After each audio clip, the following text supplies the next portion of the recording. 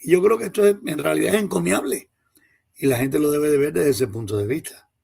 Entonces, claro, los que por alguna razón u otra tienen ese tipo de manifestación son enanos intelectuales, son, son personajes que no tienen cerebro o simplemente el cerebro que tienen lo usan para la maldad y en realidad no logran nada porque se quedan siempre en el aire y no dan ninguna información que valga la pena, o lo que dan es mentira, que es peor, porque en realidad nosotros mentira no decimos.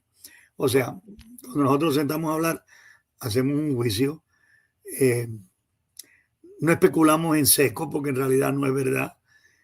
Miramos lo que es la geopolítica del momento, cómo afectó la geopolítica pasada en el momento actual, cómo es que la historia ha influenciado en lo que está sucediendo. Entonces miramos a las personas que están envueltas en esta obra teatral, porque esto es una obra de teatro. ¿Usted lo define así? ¿Usted lo define como una obra de teatro? Sí, o sea, esto es un teatro de operaciones. Operaciones navales, militares, políticas, sociales, pero es un teatro de operaciones donde chocan y confluyen y muchas personas que, o sea, da la casualidad que coinciden o no coinciden, pero obviamente confluyen en una serie de ideas y una serie de proyecciones políticas, cada una para su ventaja personal. Y yo creo que nosotros siempre hemos sido lo más juiciosos posible cuando hablamos de historia. Y de hecho somos los únicos que hemos hablado de historia. Me refiero cuando tú lo miras desde el punto de vista estratégico y te pones a ver las otras personas. Nosotros hablamos de una política barata, porque en realidad no dan una información correcta. Nosotros hablamos de historia, encauzamos la historia y sobre ella construimos la mentalidad de lo que pueda suceder y de lo que está sucediendo. ¿Tenemos la razón? No necesariamente. ¿Podemos equivocarnos? Claro que sí, como cualquier otro ser humano. Pero por lo menos tratamos de hacerlo lo más normal posible y lo más noble posible. Y yo no creo que hemos hecho nada tan incorrecto, al contrario. De verdad, Carlos. Sí, y cuando usted habla de la historia, Gustavo, hemos visto la repetición. Cuando usted ha hablado mucho con nosotros de historia, que me ha enseñado bastante, yo pienso que una de las personas más autorizadas, no por lo que usted sea amigo nuestro, sino las personas más autorizadas para hablar de la historia como la habla, es usted verdaderamente. Y que no ha llevado, doctor, en esta repetición, muchas de las cosas que usted ha hablado, me ha enseñado, hoy la estamos viendo qué pasa. No hay nada más bonito que la repetición de la historia con el tiempo, ¿no? Volvemos a los tiempos aquellos convulsos. Hay que leer el libro de usted, La Revolución en América, la Revolución Cubana en América. Es un libro así, ¿no? ¿Verdad? Todo el mundo habla de ellos, sabe los nombres, pero nadie sabe su historia, el por qué, qué le sucedió, cómo lo hicieron, dónde. Tenemos que hacer un programa sobre Calixto García, ¿verdad? Que no se ha hecho, Gustavo. Bueno, claro. Un personaje místico de la historia que no se sabe. Uno conoce lo superficial, ¿no? ¿Verdad? Por arriba, pero no conoce la profundidad que me imagino que la historia. Usted sabe, pero hay una salvedad con usted, Gustavo. En la historia de Cuba, como se cuenta por muchas personas, y que muchas que les cuentan, que leen, han leído, pero usted tiene algo. Usted ha tenido contacto con personajes que forman parte de la historia, o los hijos primogénitos de aquellos que fueron predominantes, antagónicos, de cualquier manera, de la Cuba republicana, ¿no? Hay una ventaja, ¿verdad? Yo trato siempre, y esto yo lo he dicho muchas veces, ¿no? Yo ahora estoy yendo de vez en cuando, voy a lo mejor alguna que otra semana que pueda, y creo que Carlos Lorenzo estuvo ahí la última vez. Sí, me dijo. Un sitio que se llama Sentir Cubano. Sentir Cubano. Y yo he estado haciendo una especie de recorrido histórico. ¿Cuándo está el doctor nuevamente? ¿Cuándo está nuevamente? Para que la gente sepa. Fíjate, Carlos, no tengo todavía el día.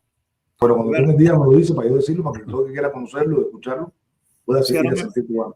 Me faltaría porque quisiera entrar en el detalle, posiblemente la parte más importante de la historia para mí, de Cuba, la historia revolucionaria y republicana, que es del año de 1933 hasta el año 1940. Pero obviamente no he tenido el tiempo de hacerlo y tengo que esperar a que ellos me digan si tengo el espacio, puedes venir, ese tipo de cosas, ¿no? Claro. Y la verdad que lo que he hecho hasta ahora ha sido desde Estrada Palma hasta Machado, incluyendo Machado. Pero les he dado un Machado diferente. Les he dado un Machado que no es el Machado que todo el mundo habla. No es el Machado donde la gente dice, fue buenísimo, fue demócrata los primeros 2 años. Es mentira.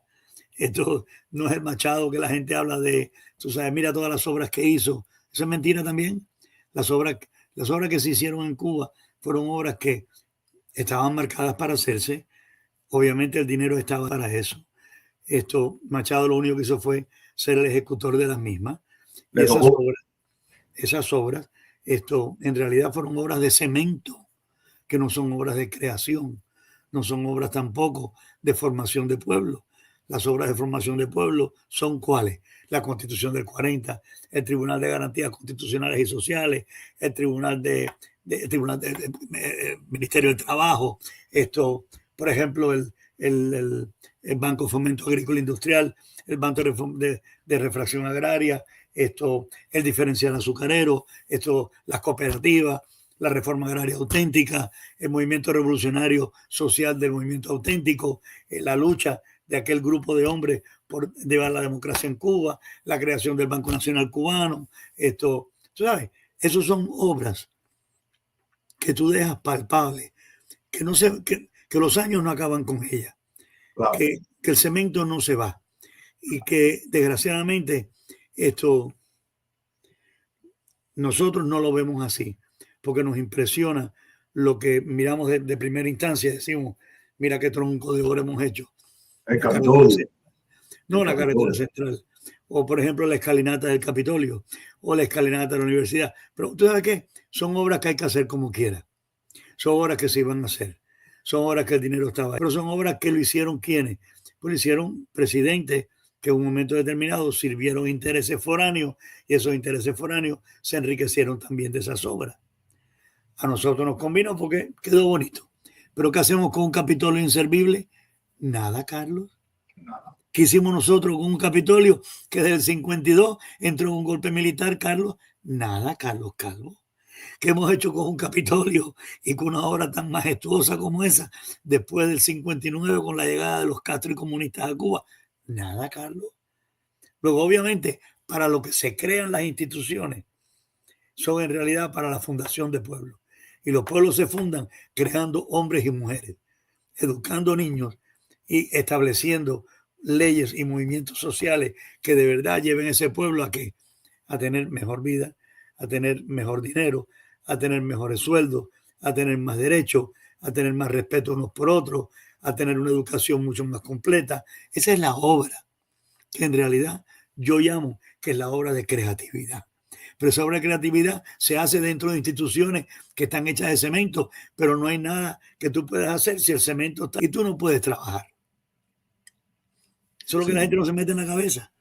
Y yo trato de machacarle al ser humano de que sí, está bien, me gusta, es muy bonito, tú sabes, su obra, empezó con su famosa historia de agua, camino y escuela, pero después lo que hizo fue trabajar